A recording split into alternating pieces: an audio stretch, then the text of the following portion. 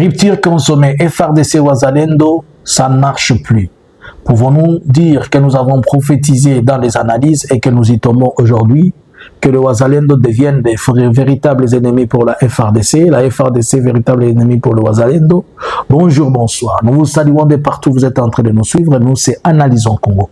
Nous venons ce matin, ce soir, dépendant de l'ère à laquelle vous nous recevez et vous nous donnez la place d'être chez vous.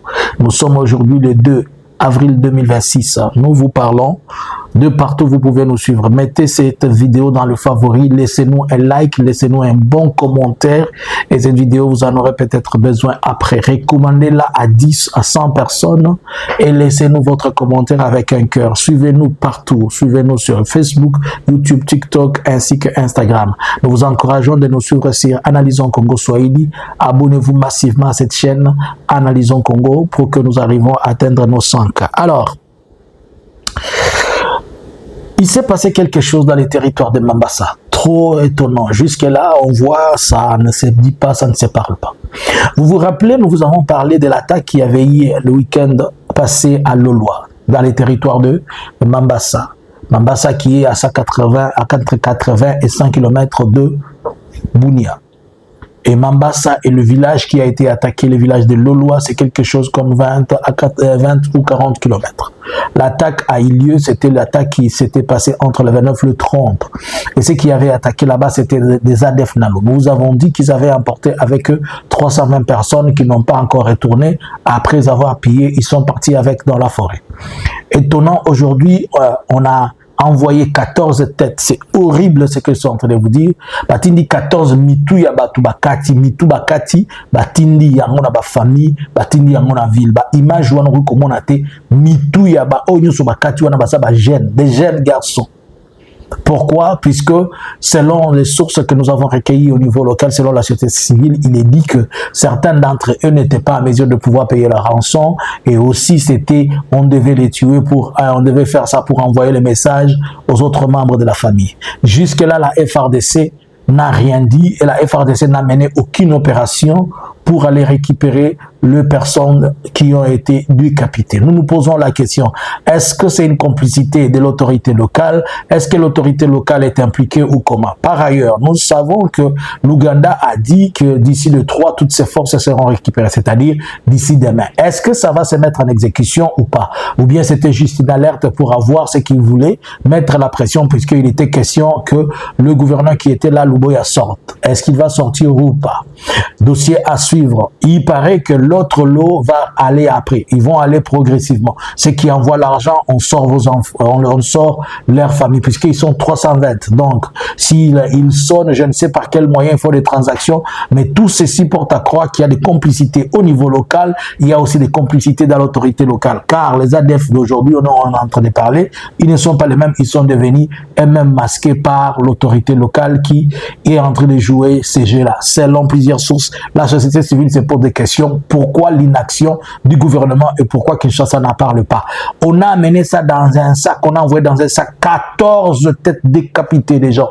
Mais Kinshasa ne peut même pas en parler, on ne peut même pas bouger. L'atrocité dans les territoires de l'Ituri, elle a atteint un niveau inexplicable et tout le monde ne veut même pas parler ni discuter de ça, comme si Ituri c'était un pays qui n'avait pas de loi et dont le chef était le président du Far West qui est Johnny Luboya. Alors, il s'est passé quelque chose dans le territoire de Fizi.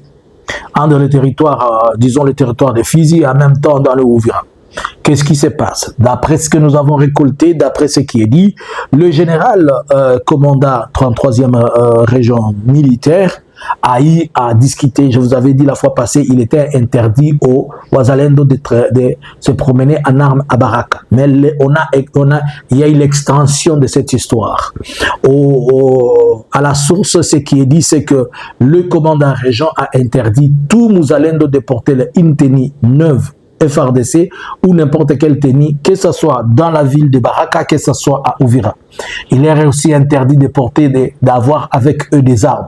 Quiconque sera vu en armes sera maîtrisé et amené en prison. Plus loin, on leur demande que celui qui veut porter une arme et être en uniforme, il doit monter sur la ligne de front ou bien sur les collines, là où on est en train de se battre. Et une chose encore, étonnante, ce qui était pas normal pour eux, mais qui devient normal, et dont on avait dit, les FARDC, les commandants régents, a réussi un télégramme.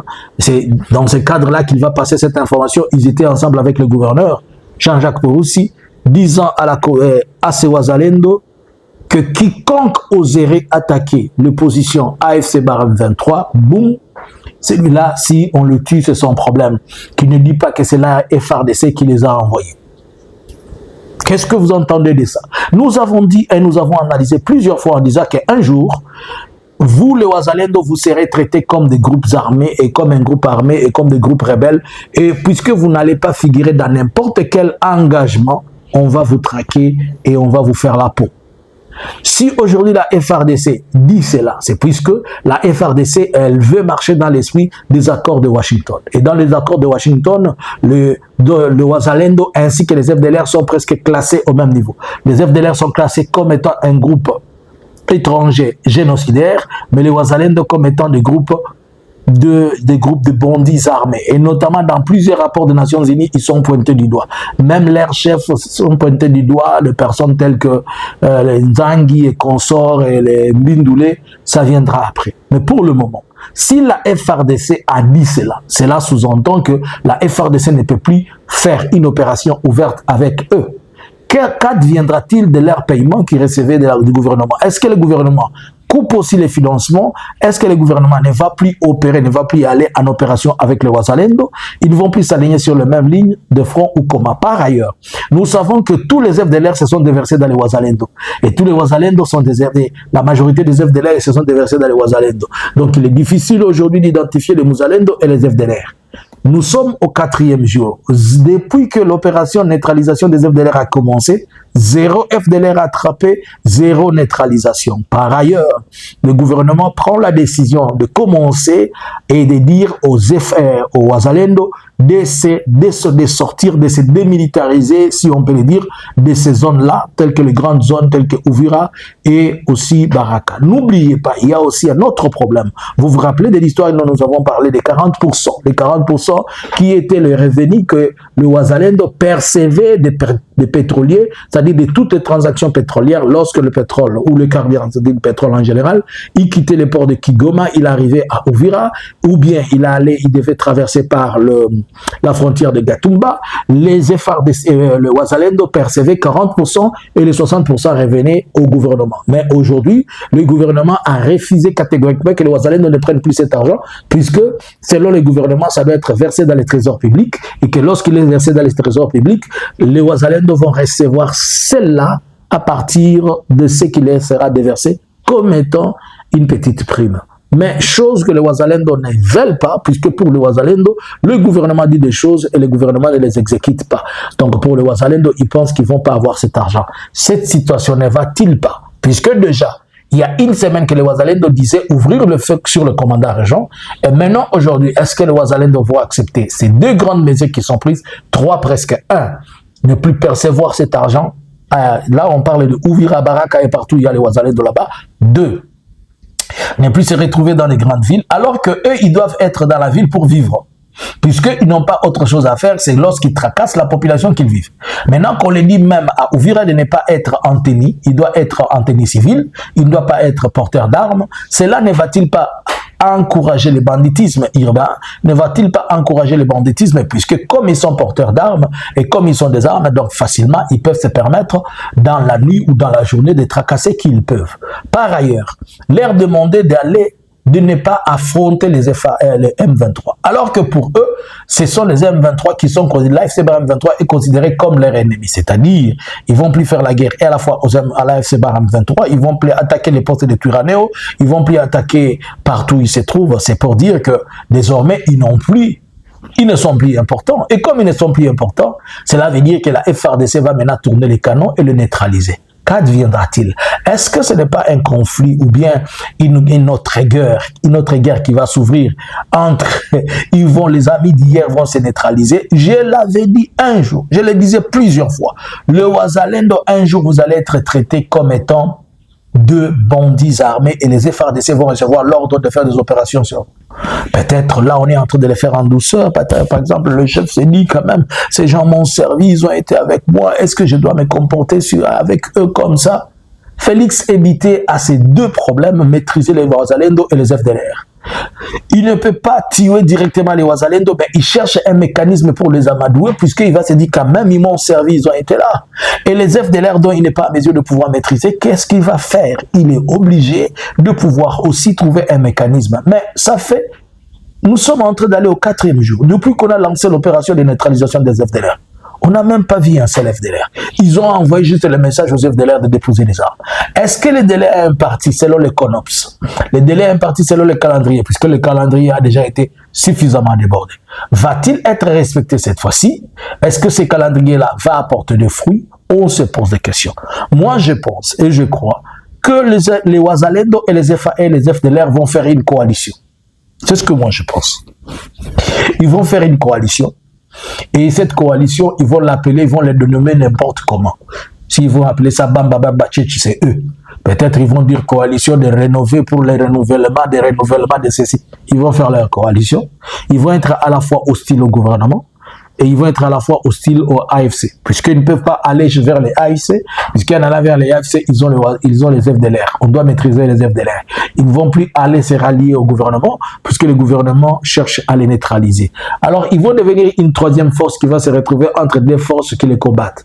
Est-ce que cela ne sous-entend pas, je m'excuse, que le gouvernement pourra demander à l'AFC de temporiser et lui permettre de faire des opérations, ou bien on va encore parler d'une opération conjointe FARDC et RDF pour neutraliser les FDLR. Que pensez-vous?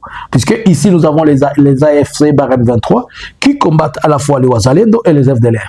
De l'autre côté, nous avons les FARDC qui étaient hier alliés, mais ils deviennent des ennemis. Et nous avons le Rwanda qui a déjà sorti ses troupes, mais qui a besoin des FDLR. Mais maintenant, on se retrouve avec 3 personnes, 3 groupes notamment. Le Rwanda qui est dehors, l'AFC qui est ici, le gouvernement et qui veulent le Wazalendo et les FARDC. Et les FDLR. Tandis que les Wazalendo sont des natifs. Et comme on ne peut pas les maîtriser, puisque quand on les cherche, ils s'éclipsent dans les FDLR. Et comme on a besoin des FDLR, est-ce qu'en tournant les canons vers les FDLR, on ne va pas dire, comme on n'a pas une bonne coalition avec les AFC Barème 23, appelons les RDF, on fait une opération conjointe. C'est juste une pensée, je suis en train de me poser la question.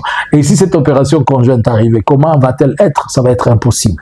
Donc l'impossibilité, et comme je l'avais dit, la mission impossible est qui s'impose ici. Qui pourra neutraliser les FDLR et qui pourra neutraliser les Wazalendo? Est-ce les FARDC?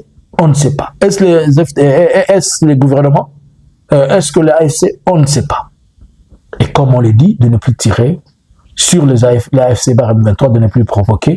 La raison d'être alors de Wazalendo, c'est laquelle? Donc nous pouvons dire que Félix, dans ses accords, il a totalement absorbé le Wazalendo et le Wazalendo sont devenus un topic ou bien un sujet du passé. À ce moment-ci, je pense que la seule façon pour les Wazalendo de survivre, ils doivent s'organiser en groupuscules, petits groupuscules, se disperser un peu partout dans la forêt, dans des endroits où ils peuvent, et agir en guérilla, mais cela va priver leur efficacité. Il reste une question. Le gouvernement continuera-t-il à les financer? Va-t-il continuer à les payer? Les armes et munitions vont-ils continuer à être données? Est-ce que la fissure est totalement consommée? Ou bien la fissure n'est pas consommée? Lorsqu'on discute de la politique, les Wazalendo ne sont pas là.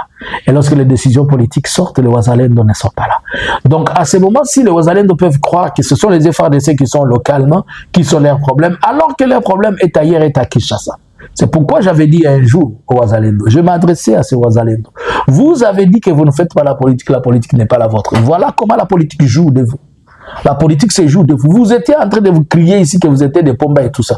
On va vous traquer maintenant, le gouvernement lui seul va vous traquer puisque les accords de Washington les lui obligent et Félix a signé pour ça. Félix a signé qu'il va vous traquer et il a signé qu'il va vous neutraliser, vous et les FDLR. Vous étiez ses alliés alors que les accords l'ont exigé autre chose. Et je savais et je vous l'avais dit que quand ils vont se retrouver sur la table de négociation, on va dire à ces Wazalendo d'être neutralisables, puisque dans tous les rapports, vous êtes un mal et vous êtes un sujet d'insécurité permanent. qu'est-ce qui va arriver alors? Ça sera la traque continuelle. Un risque potentiel, c'est de voir que le Wazalendo se retourne sur la population, qu'il y ait beaucoup maintenant de cas de V, qu'il y ait beaucoup de cas d'extorsion, qu'il y ait beaucoup de cas de travaux forcés et d'enlèvement de personnes, puisque pour qu'ils puissent se venger, et les FDLR et les Wazalendo vont se venger sur la population. Que pensez-vous? À vous les claviers. C'était Analysons Congo. Bonjour, bonsoir. Analysons Congo subscribers.